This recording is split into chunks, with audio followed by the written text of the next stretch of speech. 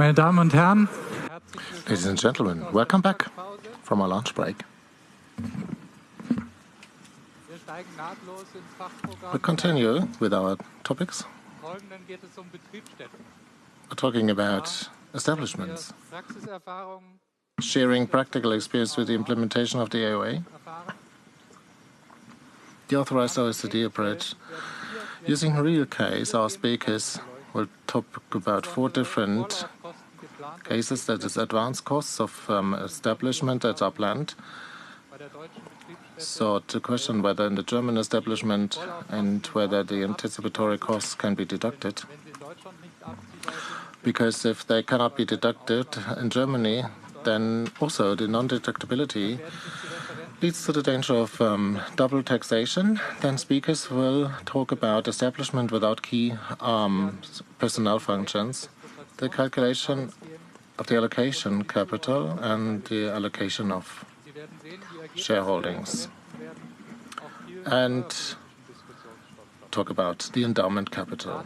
And there will be a lot of discussions that are covered here, and specifically in the inbound case, the German commercial tax could be endangered.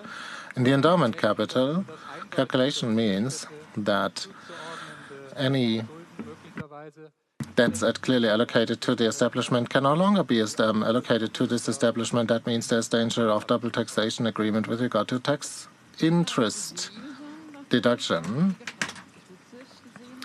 So you can see that some questions could be seen critically from the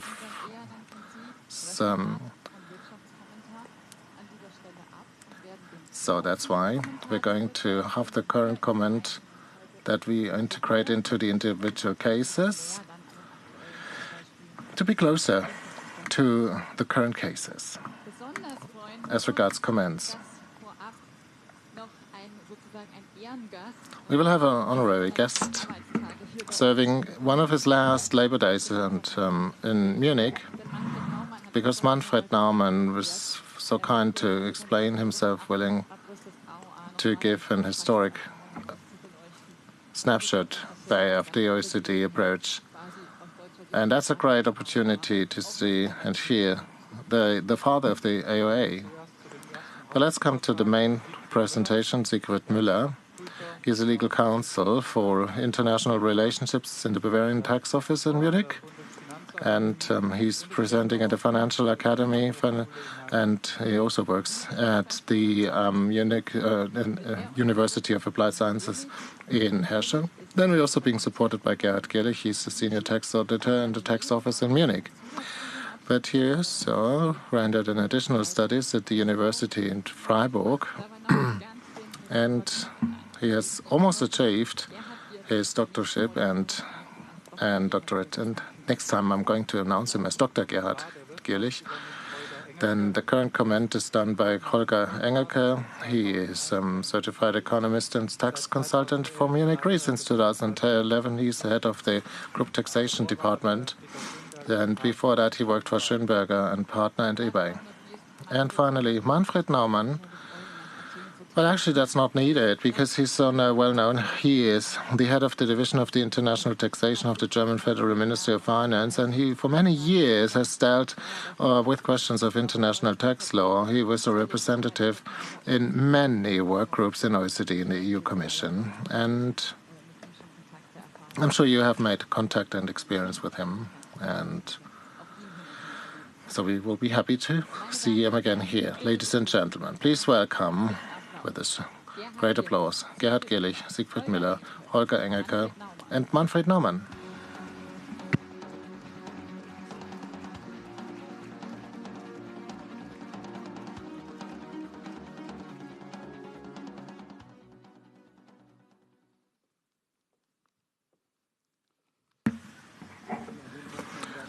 Hello, ladies and gentlemen. Well, I'm quite happy that I'm able to appear here today for a topic that kept me going for the past 16 years, and the assessment of establishment and the distribution of profits. That's how I started with the Federal Tax Office, because it used to be a topic at the OECD. Just as a side note, how quickly things can go today in OECD with taxation of international facts and how long it took in the past. And I'm not quite sure whether today's procedure is the better one. Well, the authorized approach, that comes from the last millennium. There were a lot of OECD efforts to find out how establishments and how profits can be apportioned between the company, mainly called the headquarters, and also the establishment, and how this should be done. And the OECD went on with this project because they believed that there are quite a lot of international differences, and they said that it was important to have a standard approach for establishments in order to avoid the number of double taxation anyway, and also to create possibilities of how double taxation could be solved rationally without exposing yourself into the orientation phase. Authorized approach, that was the vehicle used. And first of all, there was no consistency internationally because Article 7, Paragraph 2 of the model agreement, you might remember, includes the principle of arm's length with the allocation of income and also allocation of costs. And that this makes a difference, and I think this is quite clear that there will be a difference, which was one of the reasons why the OECD initiated this project, plus Article 7, Section 2, included in the principle, and that is being interpreted in the same manner like Article 9 of the OECD Treaty, so that the principle between and the comparison between companies and establishments cannot be used inconsistently, this arm's length principle, but also the result being that subsidiaries and establishment, if possible, should look more or less similar. Associated with that, OECD had the idea to simplify the entire concept because they thought, and I think it's the right approach, that in establishments, the OECD guidelines regarding transfer price should be applied with as well. And that's why you can see certain standards of how establishments could be dealt with. The third point, that was an argument of the OECD in order to market it and going to the source countries. So if you see that establishments in the past, also in the Federal Republic of Germany, were called allocation cases. And when you say, okay, I have a little establishment in a country, but I want to look at the overall income of the entire company in order to cut out the little profit that relates to the little establishment in my country, it's so difficult and so complicated, and you can't really do this, and you cannot provide any reasons for that. And that's why simplification had to be carried out. And also forcing back of various interstate concepts. We had the Christmas Treaty and the Christmas Decree, but you shouldn't be left to the illusion that the principles created in this paper would have been adopted and recognized internationally. That was not the case.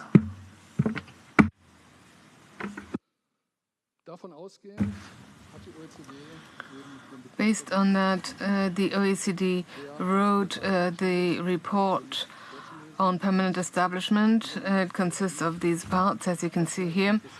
And what may be interesting is the permanent establishment of agent was already included, and that will come onto the agenda of the OECD once again, relating to the question of how we deal with PEs in terms of Action Point 7, what profits can be allocated to a permanent establishment and which one can be allocated to agency establishment, and there's some uncertainty within international tax authorities and the OECD. So it won't be easy for all of them to come to an agreement in this respect. And what the OECD also didn't work on as well is building construction and assembly PEs.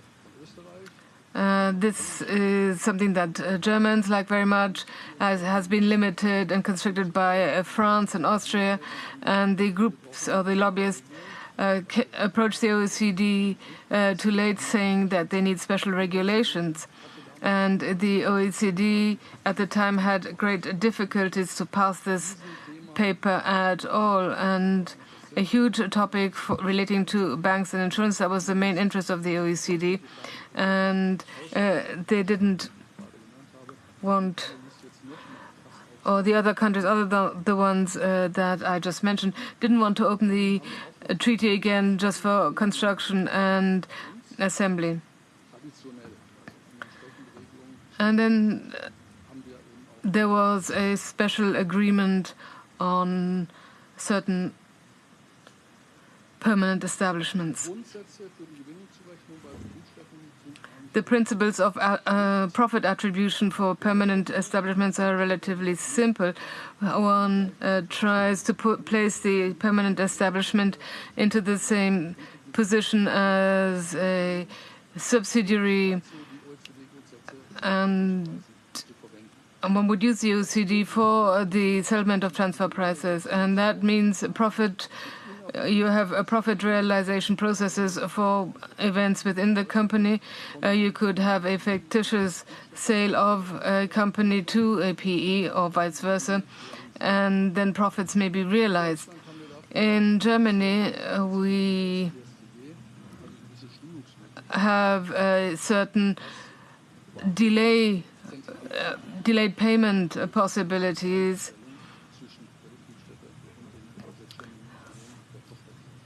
So that the parent and the subsidiary company are treated equally.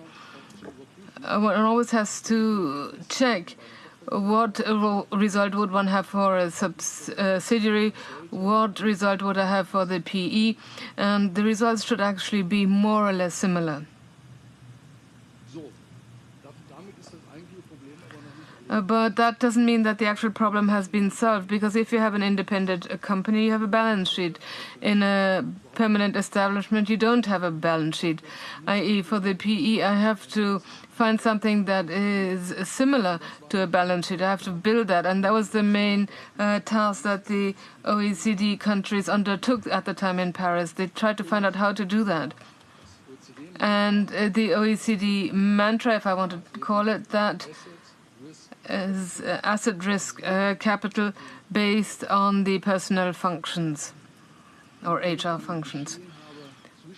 And if I have events between the company and the permanent establishment, then these wouldn't be transactions, because you don't have any laws under transaction under civil laws, but you would have dealings which have to be priced under similar conditions as if they were transactions.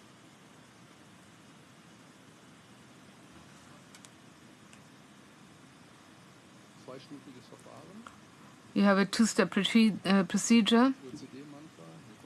The OECD mantra, once again, the personnel functions are the starting point, and based on that, I allocate assets, capital goods, I define the risks that are managed by the PE, which will be carried by the permanent establishment, and if there are operating risks, will get the corresponding capital that exists in the company. And once I have this construction, you take the second step, and once a PE is set up like a subsidiary, then I can apply the guidelines to this permanent establishment as if it were a fictitious subsidiary. These are the difficulties that I want to point out to at this point. And the OECD published a discussion draft that deals with the relationship of action item 7 of the web report and the authorized approach. So primarily they're dealing with issues such as how does the AOA relate to the application of Article 9 and the comments in the OECD guidelines. You probably know that there have been some changes here and there are overlappings with the taxation of PE. Then the special problem of the audit order Article 9 and Article 9. Can these lead to the same result as in cases of a dependent agent PE? Quite a lot of questions arise here. And as I know from other events, there is a lot of need for discussion on behalf of the companies as to how one can get out of an explosion of permanent establishment cases. And I think the OECD will take its time until next year before passing any final resolutions.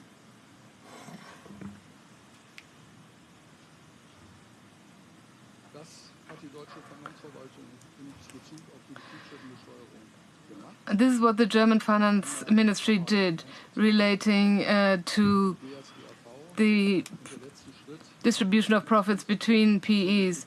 First of all, there are certain transitional regulations, and I am expecting that these marginals will be published as long as I am still with the Finance Ministry, and then basically I would have completed this project. It's a big project, so you can expect 150 typed pages. You don't have to read all of them, but I would recommend that if you really want to fall asleep. The special part deals with banks, insurance companies, construction, assembly, permanent establishment, and direct agent establishments. These are it would be a special interest for companies that work in these areas. So you have a general part to begin with, as all German legislation starts with a general part, so we're going to do that as well. The special part contains the special permanent establishments and what is the special problem, especially for the next transition period, and I think that's what we're going to be dealing with, are the transitional regulations which are contained therein, because the authorized approach is not accepted by all countries. The UN rejected it, and the implementation in the individual OECD member states hasn't been so successful. They accuse the project, or said that the Federal Republic had actually been too fast. I don't think so. I think you just have to be consistent. Transition rules, first of all, margin note 430, which is contained here, where one assumes that countries who are not OECD member states, one can make with whom an agreement has been made that they won't follow the authorized approach. And on the level of a tax audit, without having a mutual agreement procedure, one can come to agreements which avoid double taxation. In the event of mutual agreement procedures, the Federal Republic is well equipped. And then there are certain allocation rules within the various decrees and regulation, and if you have to make a different allocation than provided in these regulations, one always has to think about the entanglement and disjunction. And here you've got possibilities of finding a solution without putting too much of a burden on the taxpayer. And now the practical cases, and I'll hand over to Mr. Girlich. I would like to welcome you as well. We have prepared 4 cases for you where we believe that they will be relatively relevant relating to taxation of permanent establishment. And we will start with the foundational establishment of a permanent establishment. We are assuming that we have the IAG, that is a company which has its registered seat in Germany, quite clearly. It's domiciled here, and this IAG has a project. It's an engineering company, and they've got a client in the Netherlands. And the question is, how are we going to deal with this project? This project is negotiated in Germany, in the Netherlands, and at the moment there is no permanent establishment in the Netherlands. However, the problem here is that maybe there will be a permanent establishment at some point, not now, but maybe in the near future. And it is possible that it will be a normal PE according to, or it could be a construction PE. In our point of view, that doesn't make any difference. The legal consequences are independent of what type of PE it's going to be. What is the point here? The planned PE is already generating costs. And you will see that the German tax office is not very interested in these costs. And I am assuming that the Dutch fiscal authority won't be so interested either. But wait for my solution, you will be interested in that later. Because we have to consider what is important. I already mentioned that the IAG is domiciled or has its registered seat in Germany.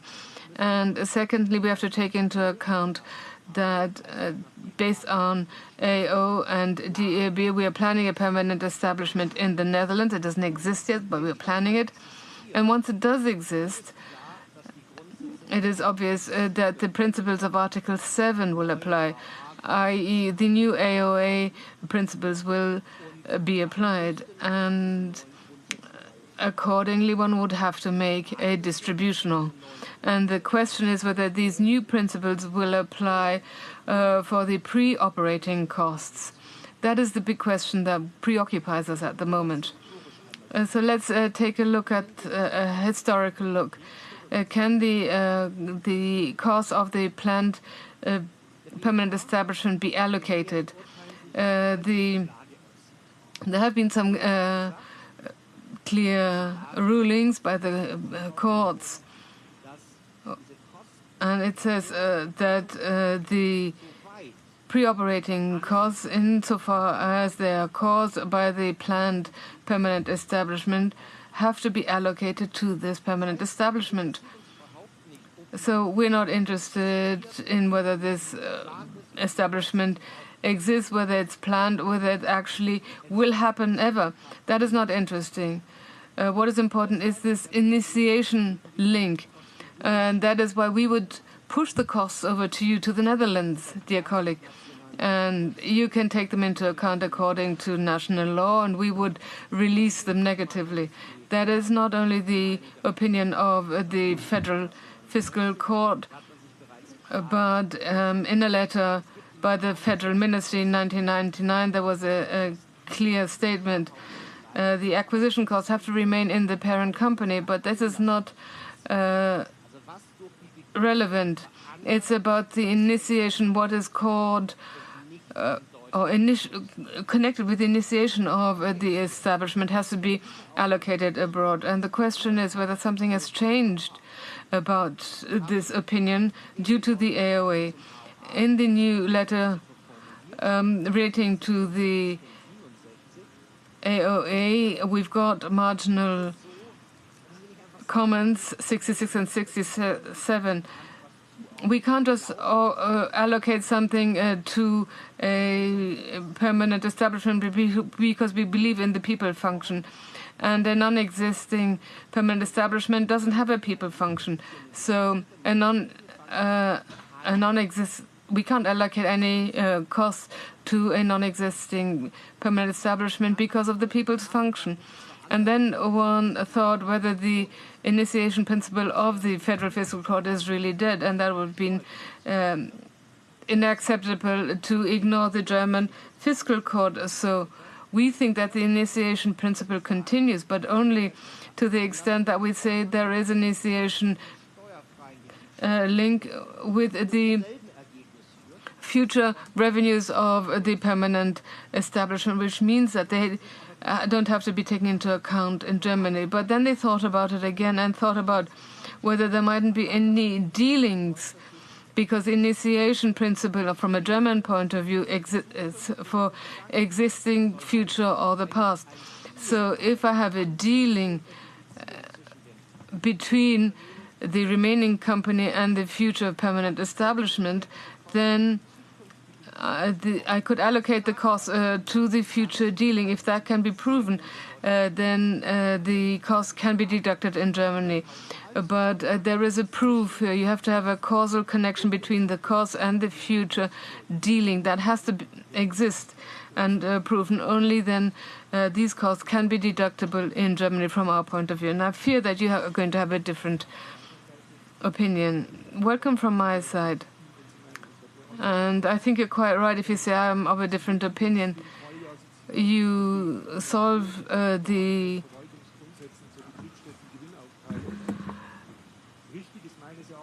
I think what is correct is the statement in 66 that a permanent establishment before it exists doesn't have a people function, therefore costs can't be allocated. Mr. Naumann, you just said the letter might be soporific, but one wouldn't have to read it completely. Maybe I could say that it'd be easier to read if you left out the margin 67, saying more, less is more. The margin 67 is a backward somersault because with the AOA we have a fictitious independence, and this is a new legal basis, a new concept, and nonetheless people are still talking about the initiation or refer to the initiation principle. And I think that the AOA is a new concept, a new legal base. And if the initiation principle would have been so significant, then one could have put that into the tax law. This opinion, I think, is confirmed by other national relevant standards, i.e. the idea that I can't allocate anything to a permanent establishment that doesn't exist. A certain article in the income tax law demands that when you have income from services and trade and services, you have to have an establishment abroad.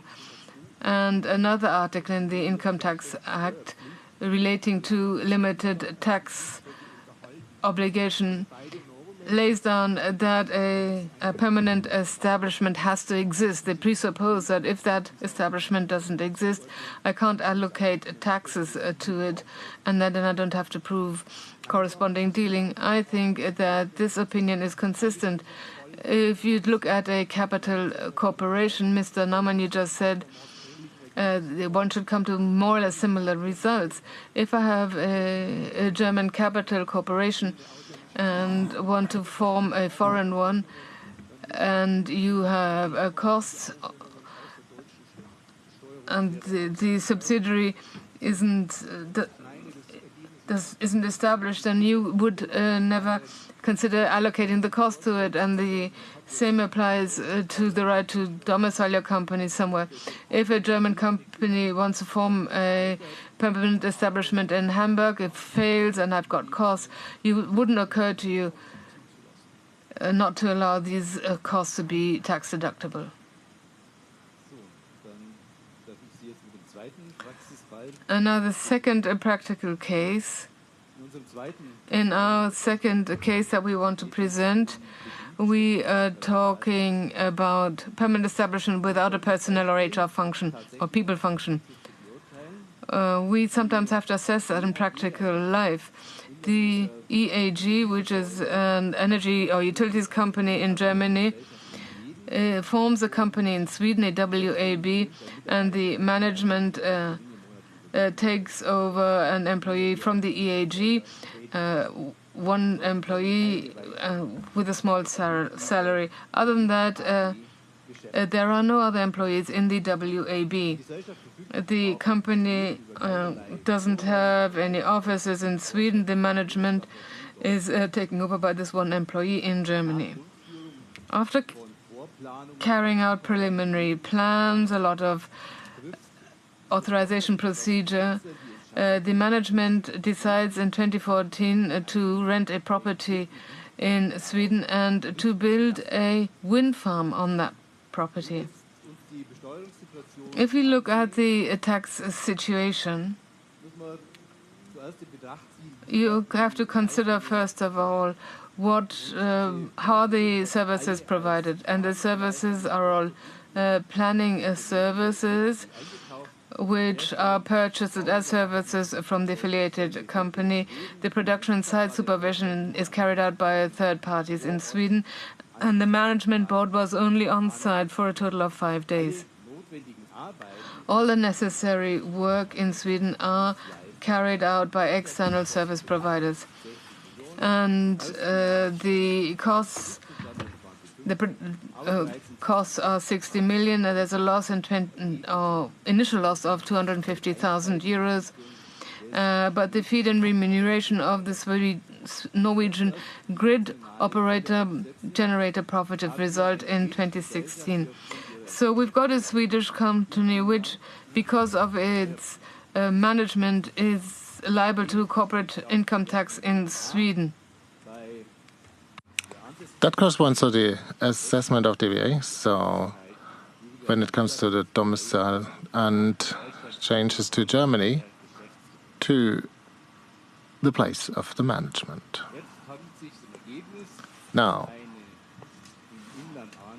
this is a domestic company with a domestic domicile that operates and sets up a foreign wind power station. So we have income, corporate income, based on Article 7, and in Sweden we do have this local operation in Sweden. And based on the old Article 7 that has been agreed with Sweden, the corporate profit has to be shared between these two states. For the allocation of the corporate profit, as we just heard, the principles of AOA were implemented into national law by Section 5 ASTG with the limited treaty override and the establishment profit allocation regulation have to be looked at in this assessment period. Thereby, they are applicable. So let's go through. So these are the key HR functions plus the assets and an allocation of actual transactions carried out and any dealings and also any relationships based on the law of obligations. And we see the management board basically working in Germany. In Sweden, there is no HR or staff function that is covered by the own function of the capital company. And BSCGV also looks at the own staff. So assets are being allocated. That means the tangible assets will be allocated to the German establishment, and as a consequence, the actual transaction made, that means the agreement plus the profits obtained with the certain grid operator, the Swedish grid operator. Well, looking at the situation of the OECD establishment report that relates to number 66 of the OECD establishment report, and originally it was also in marginal number of the 9 of the draft. It was also agreed with, and it was also dealt with the result that the foreign establishment doesn't only have a little profit to be allocated. In section and margin note number 49, during recent consultation was eliminated. So there's no further activities coming from the administration. There's another point in the permanent establishment report in 75 that is related to the material assets but they relate to Section 66 of the OECD report, and the problem is shown only by not providing any further explanations. The national rule and the principle that goes beyond that agreement. So if Sweden would think of a different approach of how to deal with that situation, well, as Sweden is an OECD state, there is no possibility to escape through sentence 8 and paragraph 1. That means the understanding would have to be done by an agreement. In order to round off the entire picture, and if you turn round the wall, if you do that, it's quite easy, then you can see nicely that in the other case, Germany has not much substrate for taxation for Germany. There's hardly any taxation substrate for that. And if you look at the situation that the communities that also have to or that they should take it into their balance sheet in their commercial tax, and the situation could not be explained, and then in ESDG, they also added that in order to use different allocation benchmarks instead of the original ones established for the commercial tax. Then the question is whether this approach will be able to be used further internationally.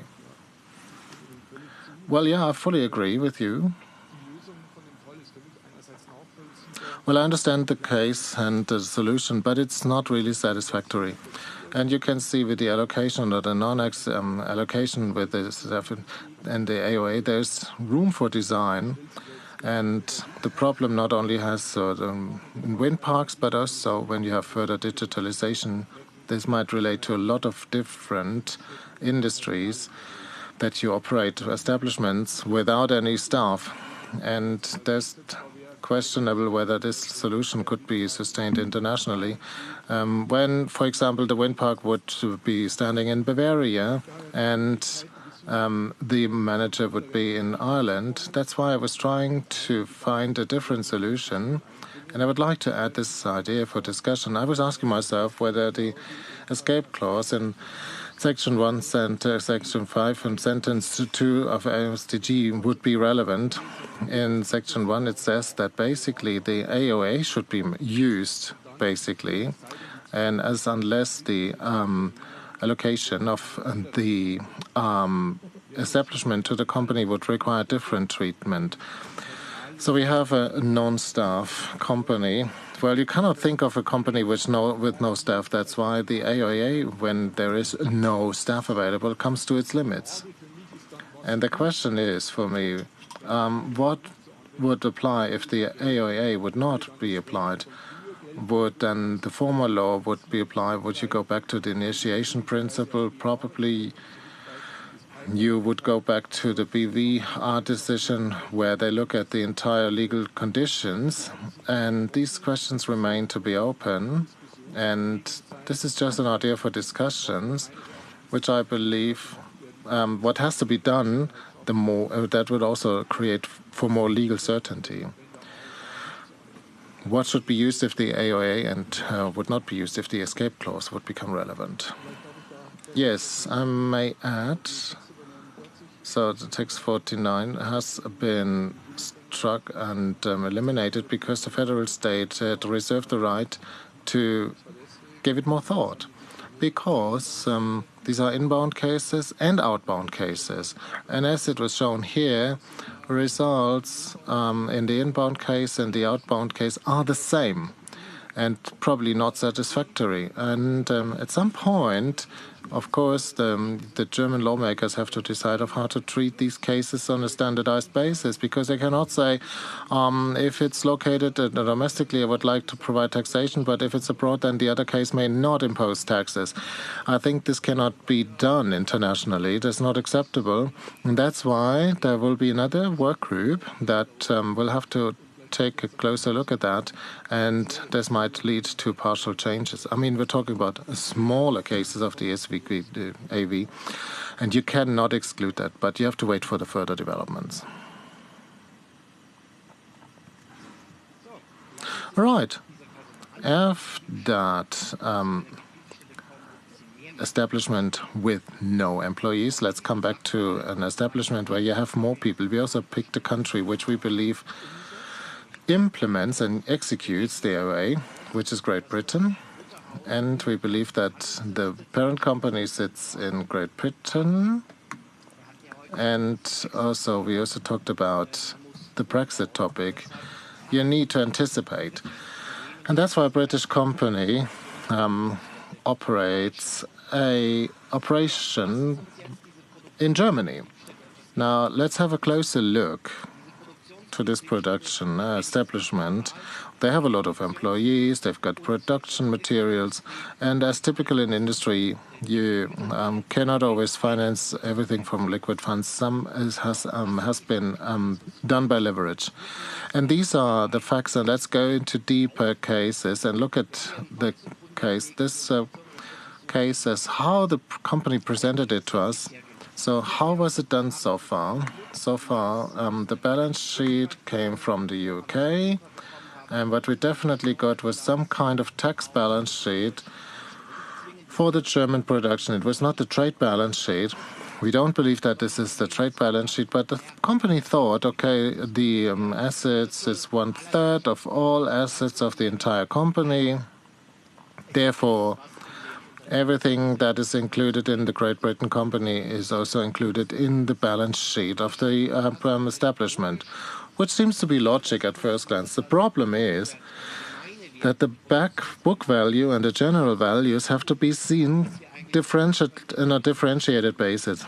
So the reserves, out of these reserves, only 400 relate to the establishment. There were no clear rules about the rotation capital and also remaining liability items. But with IOA, we also clearly regulated how the endowment capital and the other liability items should be handled. So let's keep that in mind. 1,500, that was the loan we took for the production plant. But let's start systematically. First of all, the question, does Germany have a taxation law? We can say yes, there's entitlement, because this production activity substantiate establishment in Germany. There's limited corporate income tax, and the AOA does not play a role at all here.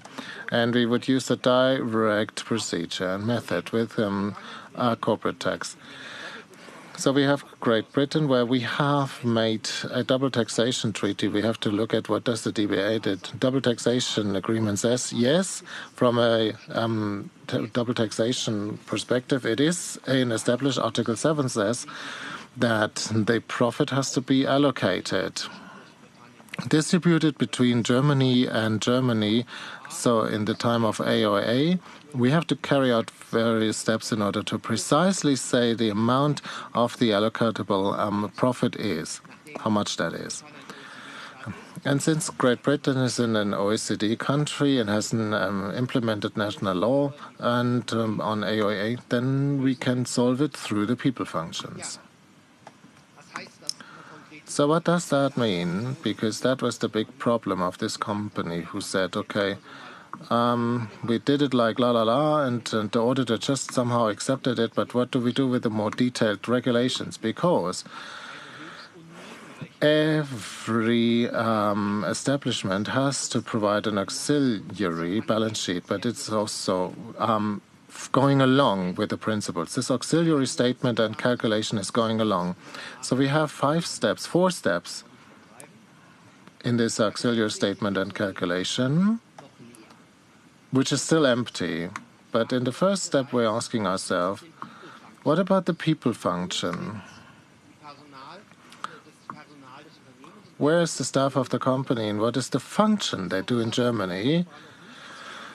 That does not cause anything for the establishment yet, but that is the allocation benchmark for anything that is coming later. So what is coming? Which is our production plans. We can allocate them to the German establishment once they have been acquired in Germany, being utilized in Germany, no question about that.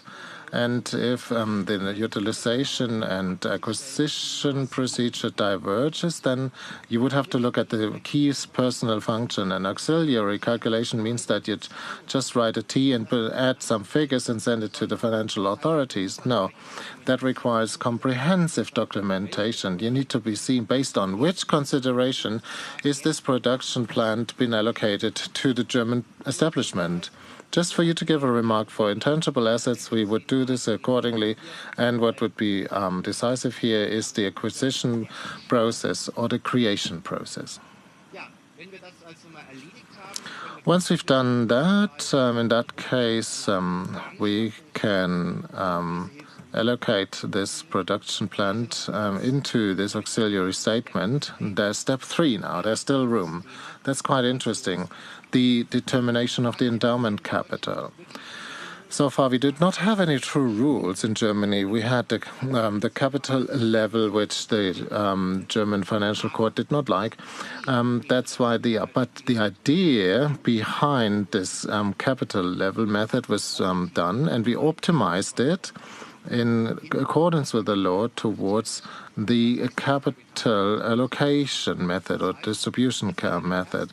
That means in the first step, we look at the British balance sheet, and the capital of the British company would be converted into German capital based on this capital distribution method.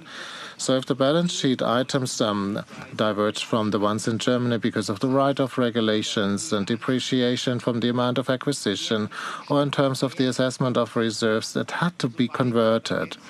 So if the divergence of the national would not be too big, then also you can go back to the capital in Great Britain. In a second step, we would ask ourselves, what are the general assets of the entire assets of the British company, and how much of these assets have been allocated through people functions in Germany, and the relation of this, and not in the relationship to the book value, we would make this allocation. And when these values are more or less similar, then the book values would be used, but that would have to be documented. So that means there's a lot of paper to be used. But that leads us to the regulations of the capital distribution method. There are more regulations, 2 more aspects that have to be looked at as soon as a German trade balance exists. That would be the minimum capital that we should assume. And if the endowment capital regulations mean that the German PE still makes some losses, then there will be the ability by undercapitalization regulation, you just go to other consideration, which is an escape regulation for the benefit of the tax authorities. We do know that these regulations are not perfect, and you can take from the literature that that this is not in conformity with the foreign comparison, but we believe this definitely is in line with the arm's length principle, because also a third party would also establish these assets for the company. In this concrete case, we would go to equity of 1/4.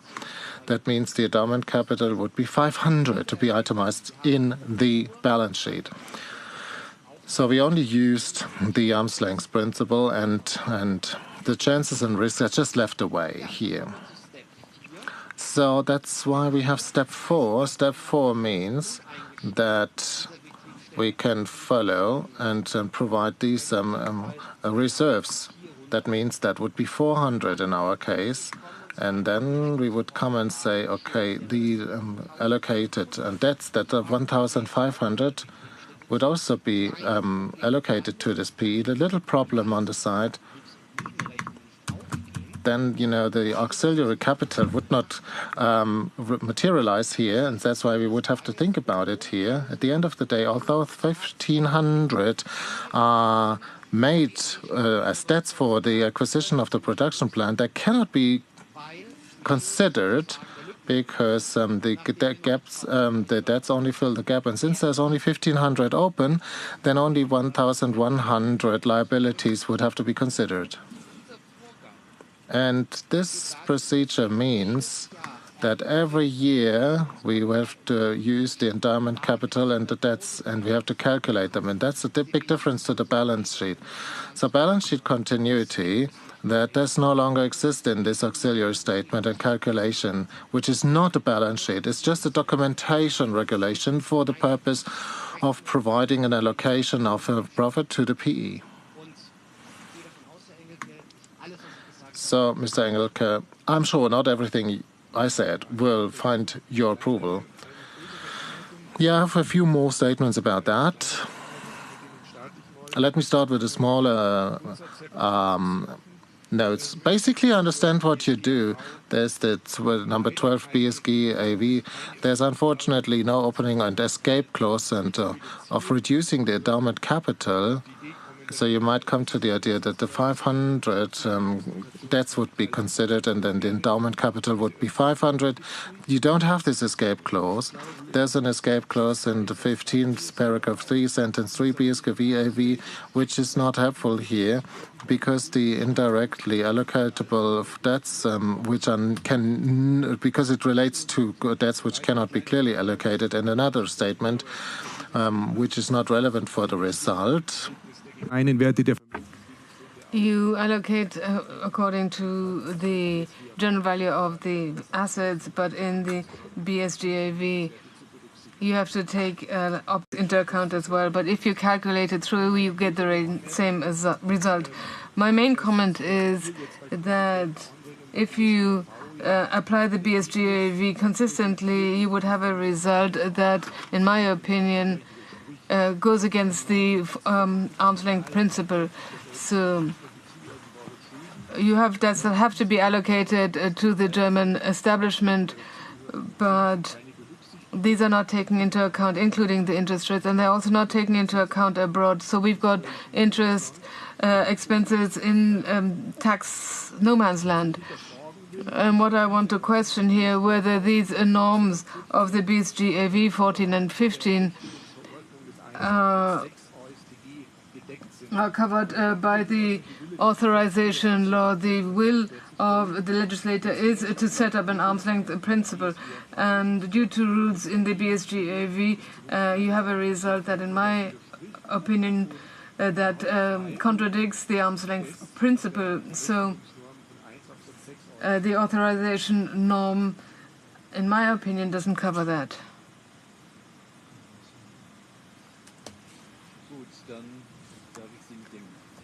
So now I'll give you the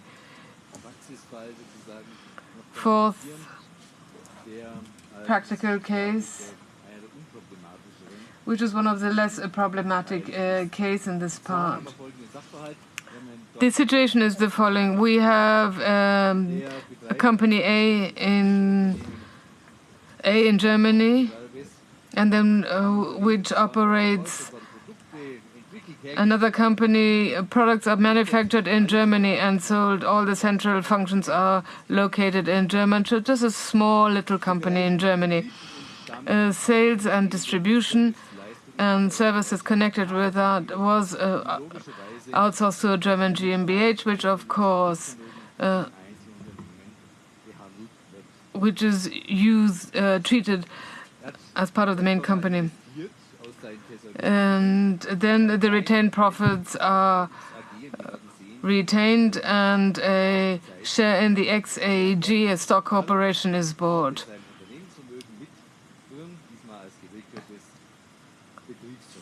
This is part of the operating assets. And since 2015, the participation has been managed by one employee who controls the business figures and participates in shareholder meetings. And the continuation of the investment or a possible sale has been reserved by company A. And the acquisition costs are said to have amounted to 1.5 million euro, and they're expecting there is an increase in value by the 31st of December 2015 to 12 million. So A has a desire to move to Italy and to get rid of the company. The employees can continue, and he is going to spend his remaining days in Italy. So he plans to relocate to Italy. And there's a danger that he wants to have a disjunction of his holding. And the question is whether these two holdings are permanent establishment assets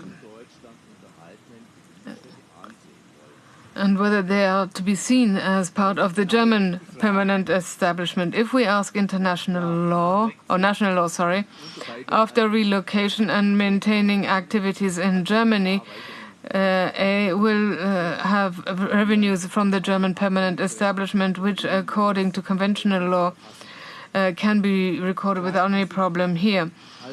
But the question that arises is whether this taxation law also covers income, i.e. silent or hidden reserves, from these two participations, whether these are included.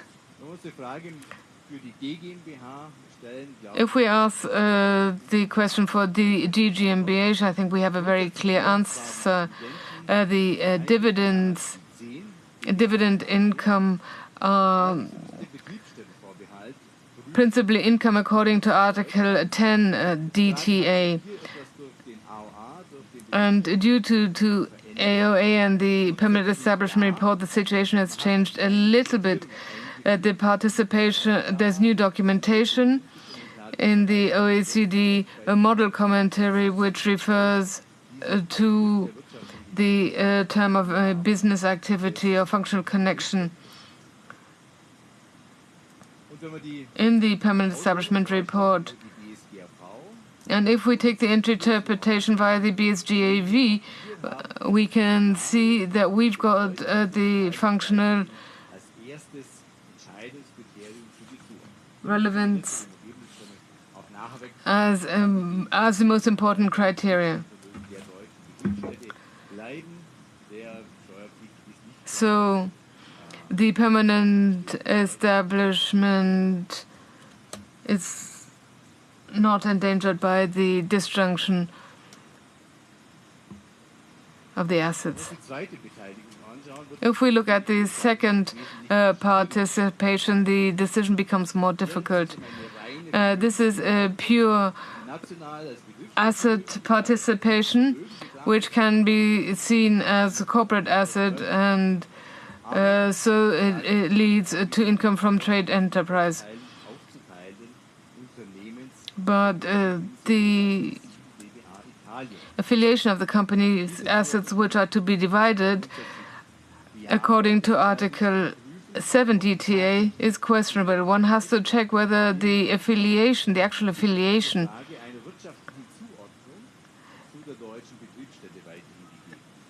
is given in terms of the economic significance. So whether the revenue has to be included here. This participation is not connected to an entrepreneurial activity of this establishment. So the possibility of Article 7, paragraph 2 can be examined, and one can see whether the personnel function can be allocated. And here the BSGA provides further information. One is focusing on the question, who takes the decisions about acquisition, sale, management, risk control, and where do the means come from for this participation? It was acquired from the funds of the individual company, but the only thing that, in our opinion, is important here later on is the the continuation of the investment or the sale. And A reserved the right to make that decision, and accordingly, we wouldn't have an allocation to the German permanent establishment, but rather to A, with a taxation right to Italy, and a change of the taxation right would lead to a disjunction.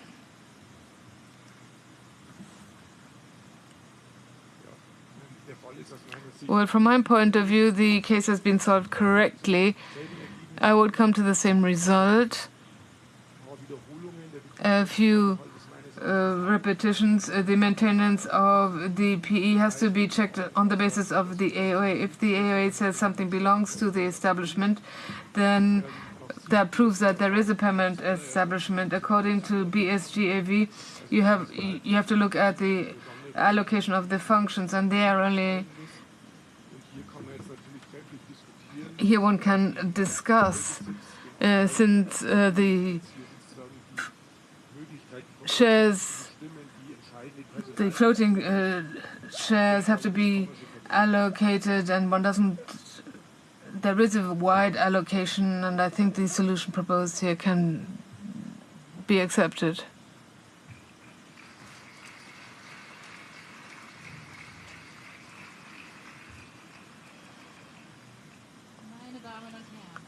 Ladies and gentlemen, 4 small cases that we can now discuss together. So, who would like to say something or ask a question?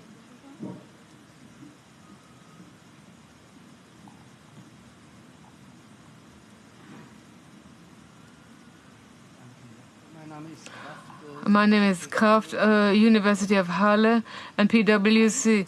I have a question relating to case 1 and 2 and 3. You already mentioned this, Mr. Girlich, when you have a failed establishment of a permanent establishment, and the decision from 2014 was mentioned, and the ruling of the Federal Fiscal Court is unclear. If you have due diligence costs for the acquisition of capital corporations, the costs can be deducted, but if there is a failure of establishing permanent establishment, the deduction of costs is sort of lost in no man's land. And my question is, if you compare the permanent establishment with the capital corporation so closely, so who's wrong, the Federal Fiscal Court or you, in terms of your solution? That's my first question. And for case 3 you presented, the principle of freedom of financing has been established by the Federal Fiscal Court. And my question is how your solution in case 3, Mr. Engelke also mentioned, I think, the money units are lost in no man's land again. How does that get together with the principle of a freedom of financing? Does that no longer apply, or did you overlook it? No, we didn't overlook it. We're talking about the cost for failed permanent establishments.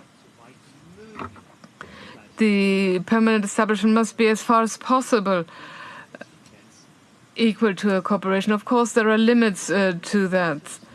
And when we're talking about the freedom to finance, we have to see that from my point of view, we have a very clear ruling from the First Senate of the Fiscal Court.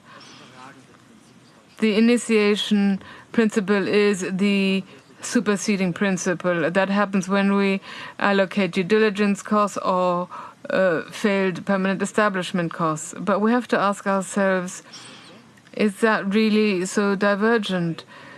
I would say no, because if we have a permanent establishment that exists, we would allocate the costs that were caused by this permanent establishment, caused by the people function. That is still the initiation principle. And the Federal Court says it's intertemporary and independent of the location also site. Article 7.2 communicated in the old version and the new version. That is that we have initiation principle, and I see no alternative that to find the solution based on the initiation principle. But with the new AOA principles, I have to focus on people functions or planned people functions or dealings.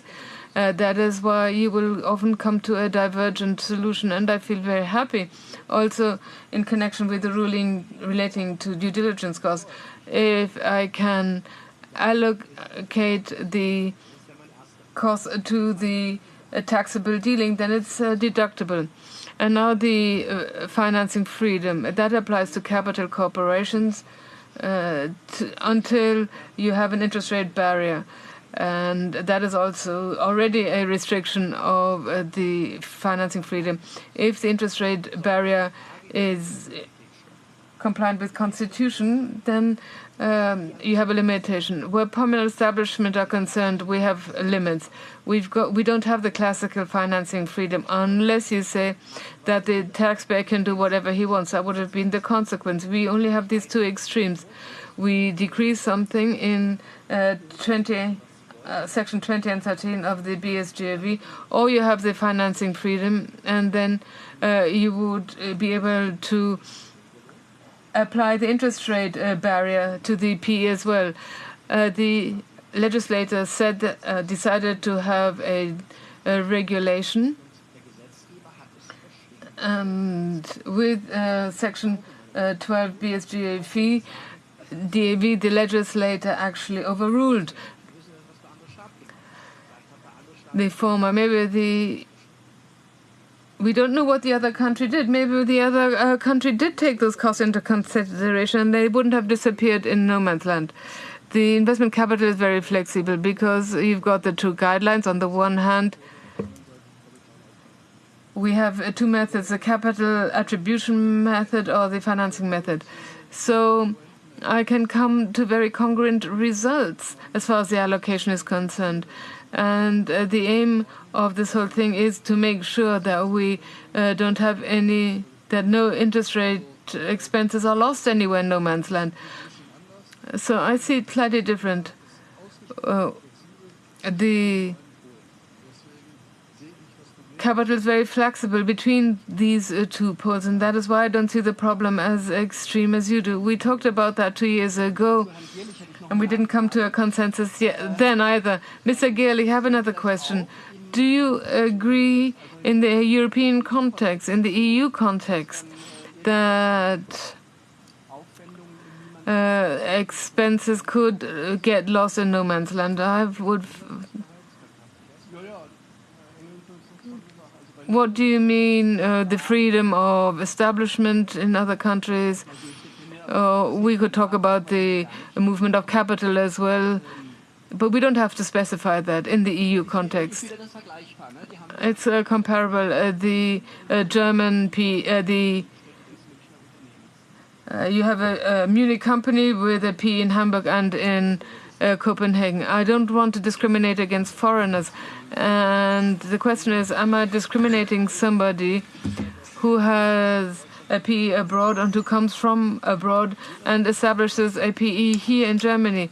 My understanding is that I'm not going to provide any hurdles so that the EU domestic market can be used as long as the Gephardt formula doesn't apply and the taxation substrate of the individual countries is not endangered. And if we transfer to this case, I see that here in Germany, I would have my parent company and I have got the PEs abroad, and I don't stop you from having these PEs abroad.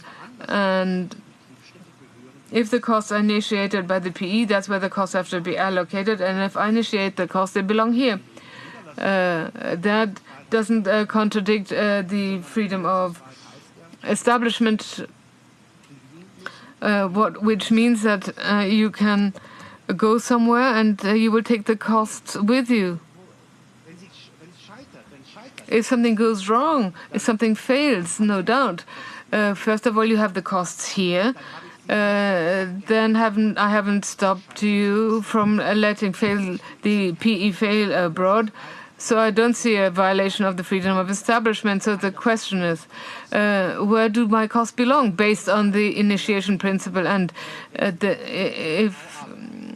if it's connected to the dealing, they belong to Germany. And if the dealing doesn't exist, then they belong abroad. So I don't see a violation of the freedom of establishment. But if you give the taxpayer the risk, this could be an impediment as well. Internationally, there are two theories relating to the initiation principle. Some people say this principle only kicks in if the permanent establishment has been established. And we believe, based on the ruling of the Federal Court, it is relevant already when it's planned. These international divergences, which we have in many cases, there might be a positive or negative taxation gap. But this is due to the fact that we have systems that haven't been aligned internationally. We don't have a harmonization of direct taxation. The discussion is just like our rubber ball, which keeps coming back. Mr. Gerlich, he wanted to say something as well. Let me just say something about the question about the final losses. The interest expenses.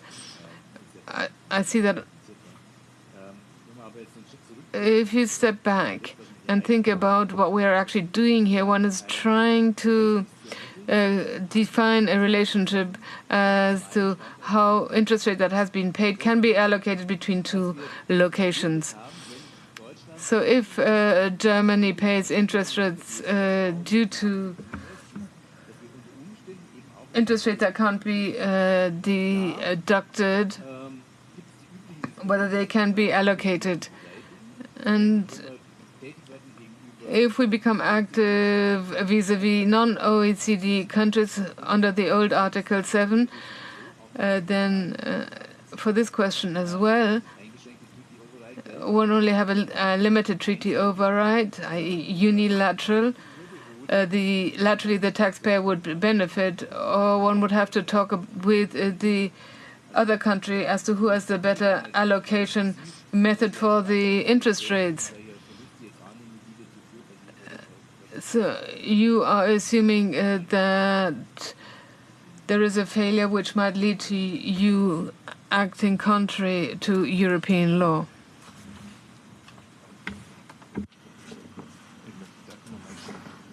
I'd like to come back to the practical understanding with the failed PE with the dealing.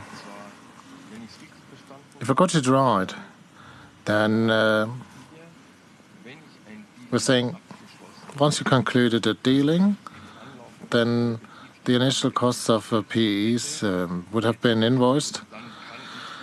Then these costs can be deducted completely in our domestic tax declaration. Do I understand this right, that we also take this as some assumption for that case that the PE fails and would never be made, would never go live? Absolutely. So the burden of proof is with those who want to assess these corporate expenses. But that relates to that principle. Once the staff of the company outside the PE causes expenditures with the purpose of invoicing them to the PE as the starting costs and initial costs for the PE, then you would mean that these corporate expenses would not lead to any income that would be relevant for taxation. So these initial costs are made in order to establish the PE, right? That's why in the first statement we have an allocation based on the initiation for the PE alongside with the exemption. But that would mean, it always means that you always have to assume a dealing based on these preliminary costs. based on the arm's length principle, you would have to answer whether, cost deduction is a completely wrong term here.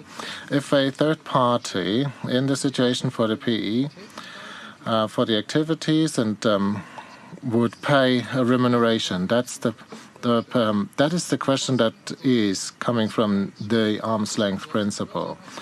This might be much higher than the cost or much lower than the cost, because costs, we all know, can also be in vain because someone had a wrong idea.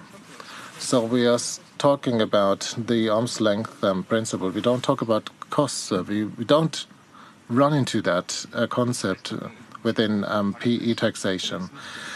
That means if the PE never materializes, then the costs would simply be allocated to the foreign entity, or they cannot be deducted domestically. Yes, they're not deductible in the because of the BFA jurisdiction, and because expenses have been made in order to generate tax-free income, and that's the difference between the PE and the capital company. And we've been living with this difference for decades, and I think this will continue for quite some time.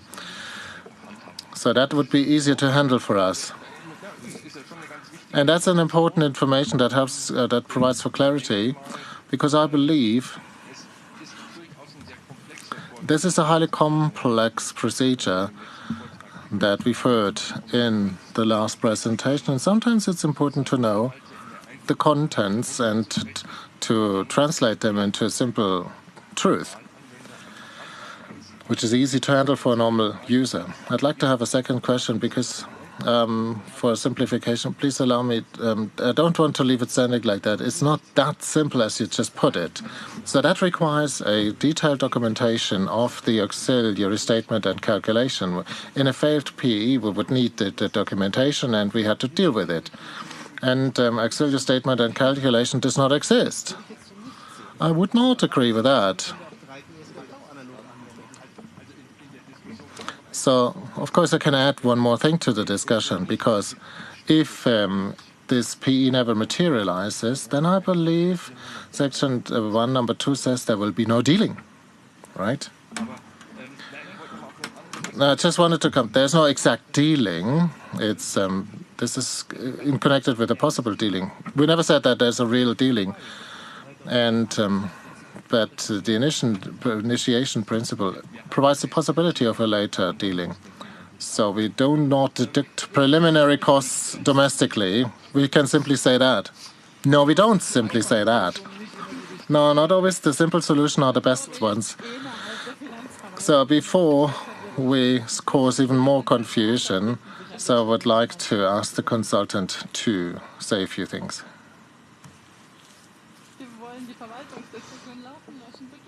Okay, let's continue with the administration discussion.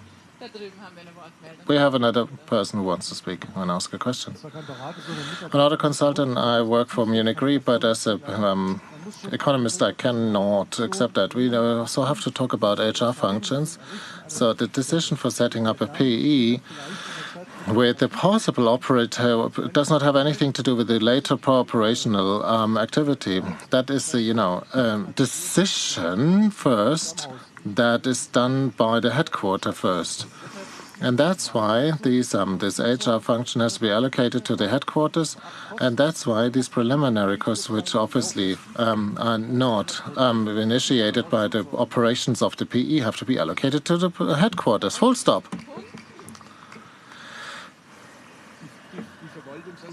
Yeah, it's... Couldn't get the remark, I'm sorry. It wasn't clear. The administration discussion confirms me that Section 67 should be eliminated. Do we have any further remarks?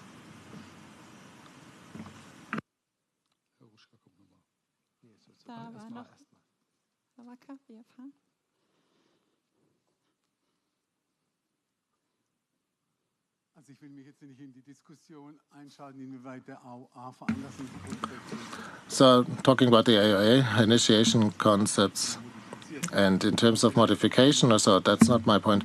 But I would like to clarify a few more things.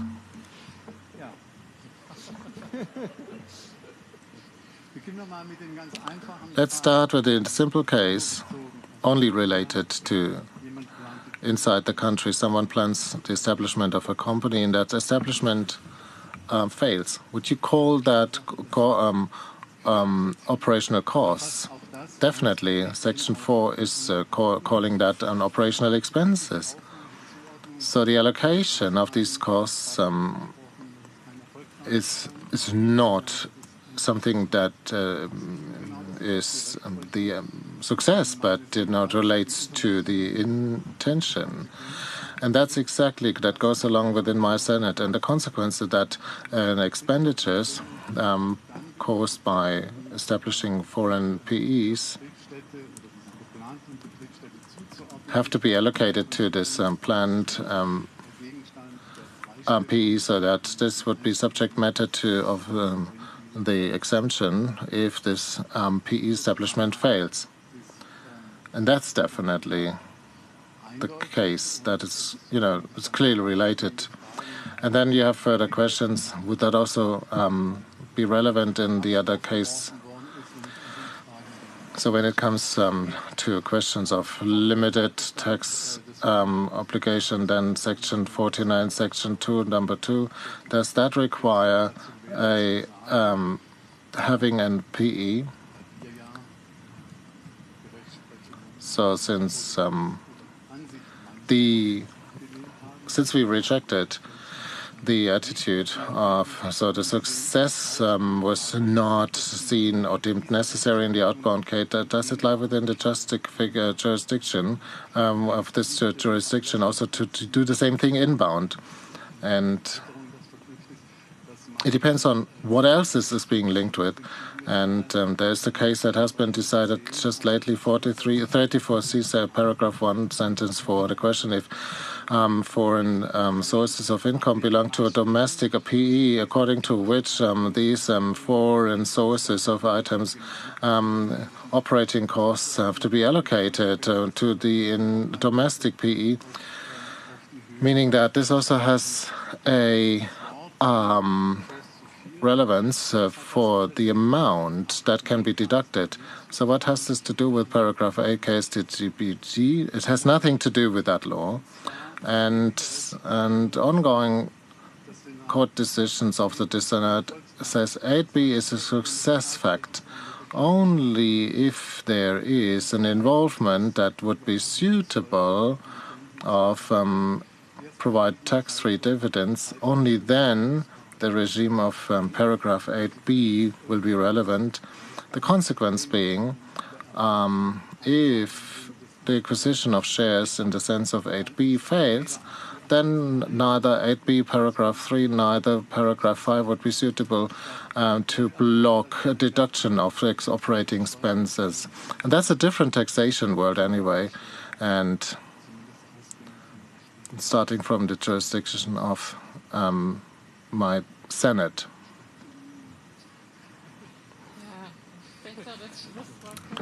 I think we cannot find a better final word, so that the Federal Finance Ministry and the Federal Court of Finance have agreed. That was the second session of A&A. If you also want to have this beautiful rubber ball, it comes back. Then you get it in the Otto Schmidt publishing exhibition. And if you want to read it again, then you can do this on our homepage, www.textauditforum.de. And if you feel that your colleagues at home who would not be able to should also be here live, then you can tell them that we also stream this live in the internet into a live stream. And we don't have the initial figures, but we have received notes from different countries, from Brussels and Italy, that obviously everything works fine, and colleagues who are interested can listen to this live. And that's why let's have our next coffee break.